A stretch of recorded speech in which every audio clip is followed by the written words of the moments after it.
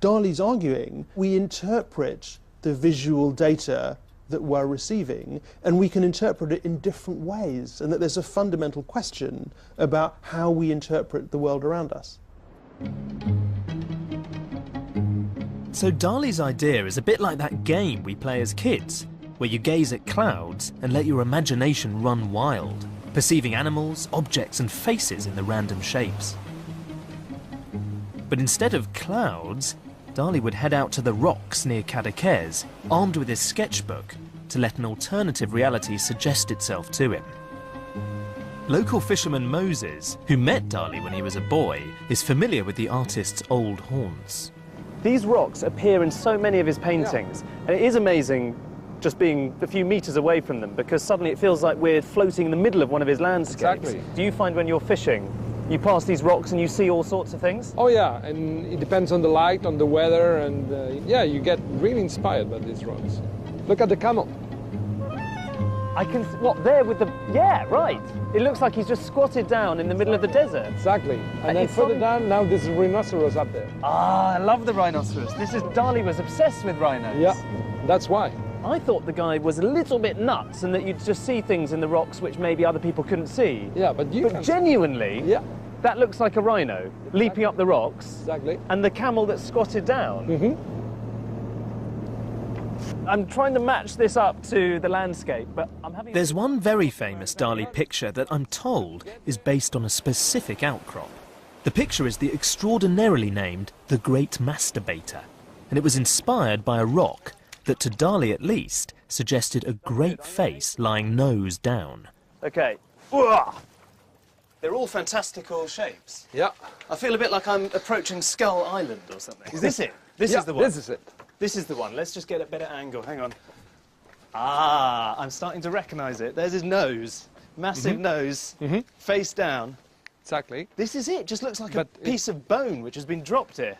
Wow. But it looks much better from the other side. This is genuinely, this is the Yeah, rock. it you is. can see Yeah. it's exactly the same shape. Yeah. And it's interesting, there's a bit of rock that goes up there which corresponds to this part of the painting, which is above.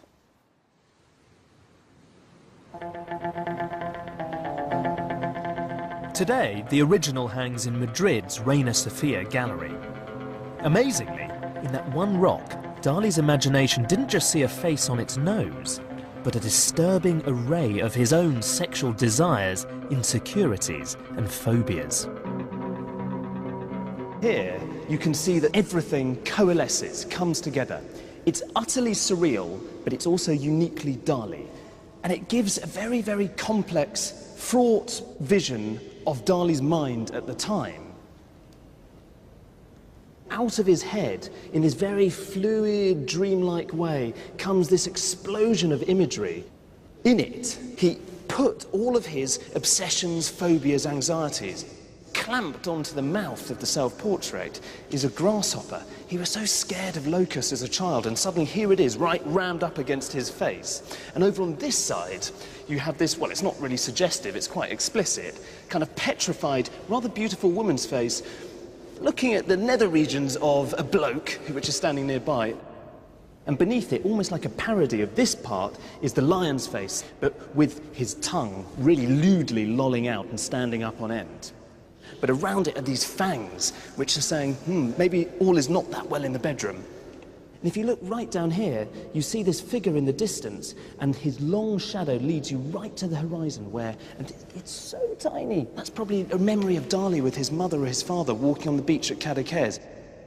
And I love that sense of complete distortions of scale, with a real clarity, a luminosity that, as a picture, works beautifully. This just holds together.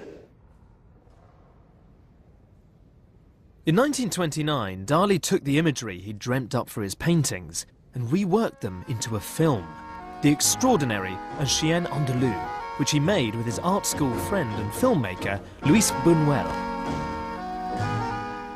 An astonishingly weird nightmare of irrational and gruesome images, combined with absurd humour, it was a landmark moment in both the history of surrealism and cinema.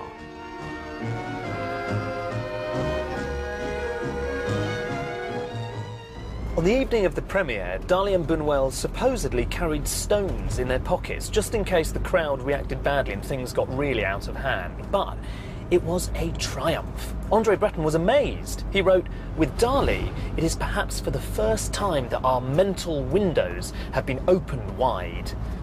Dali may have been a latecomer to the movement, but the Surrealists quickly recognised that this provocative young talent was their new champion. One of Surrealism's greatest legacies has been in film and television, and particularly in comedy. Today's comedians, such as the League of Gentlemen or the Mighty Boosh, like Dali, combine the absurd with the macabre, the profound with the ridiculous. So how much does the comedian Noel Fielding, who stars in the Mighty Boosh, owe to Dali? I think with Surrealism, it's what me and Julian call like a snot bubble laugh, which is like where you laugh because you can't stop yourself laughing because it's so absurd. You don't sort of... Because there's two types of laugh. You watch Roy Bremner or something and it's good or whatever, but you sort of go, oh yeah, that's good, yeah. And you go, but then there's a sort of laugh, hopefully you get out of our show, Vic Reed's show, which is like, where you just go, that's actually ridiculous. And you just sort of can't stop yourself laughing because it's just your brain...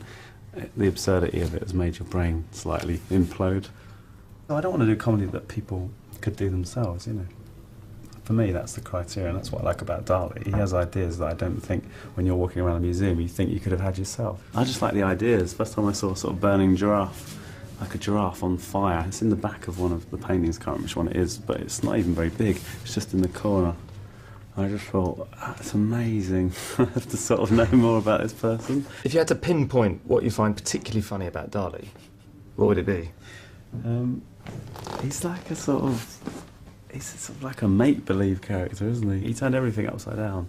He was committed, I think, to being a surrealist and to getting a reaction. And I think that makes him authentic, and I think that only good comedy is authentic. In the summer of 1929, basking in his success within the Surrealist camp, Dali returned to Cadaqués, where a major change was about to occur in his private life too. Before long, he'd meet his future wife, soulmate and lifelong muse, Gala. Soon, they'd buy a tiny fisherman's shack just over the bay here in the remote village of Port Legat, and this would be their home for the following 50 years. Over the decades, it expanded into a labyrinth of whitewashed rooms dedicated to dreams and pleasure.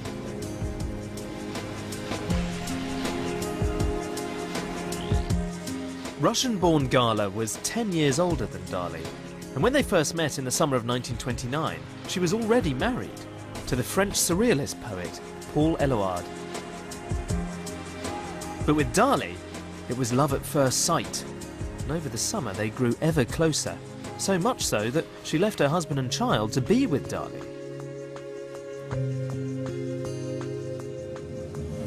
Gala became Dali's muse and manager.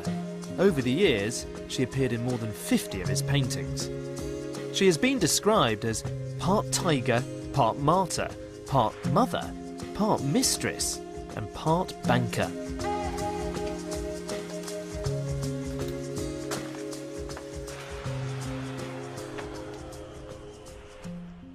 This is Dali's studio. And what an amazing space. You can see immediately, look at these enormous windows just letting in all of this beautiful Port Legat light. He just had to look out the window and he'd see this view, which almost was like a ready-made painting. He just had to transcribe it on the canvas and there was a beautiful landscape. You can imagine a couple of melting watches floating there and you've got your Dali masterpiece. He always sat down in this white armchair and had the canvas arranged on this structure in front of him. And this is really, really ingenious. It actually allows Dali to move the canvas up and down through the floor so he could paint on this vast scale. And you can see all of his paints and brushes, the details so precise and was so important to him that he had to use these tools, these very, very fine sable hair brushes to kind of get the effects that he needed. The combination of Gala's support and this wonderful location was a catalyst for Dali. Here in the 1930s, he produced many of his most famous paintings.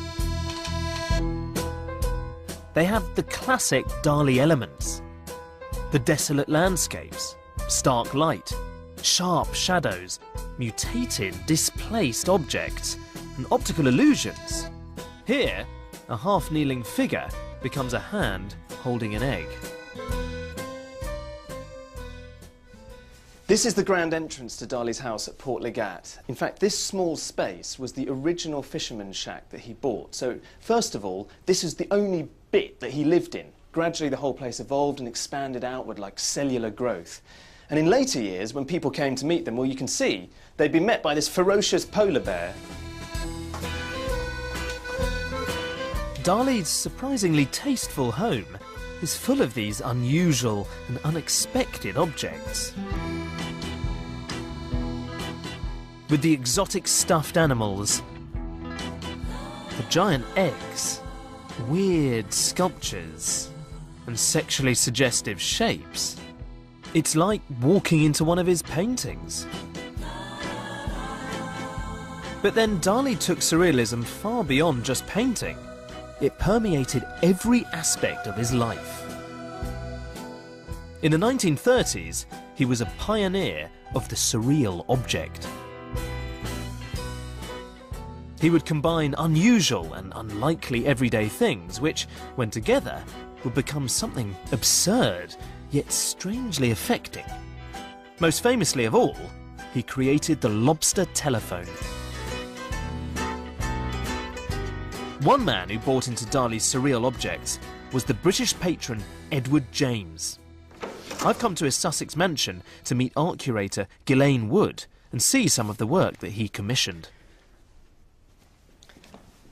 Hi, Ghislaine. Hi, Alistair. Hi. What a grand place. It is. It's amazing, isn't it? This is the vast country house of Edward James, who was a millionaire patron of Salvador Dali and lots of other surrealist artists, actually. And he was probably the most important patron of contemporary art in Britain in the 1920s and 30s. And this was his parents' house, this vast country pile, but he didn't feel very comfortable here. So he actually moved into the hunting lodge in the grounds of West Dean, Monckton House.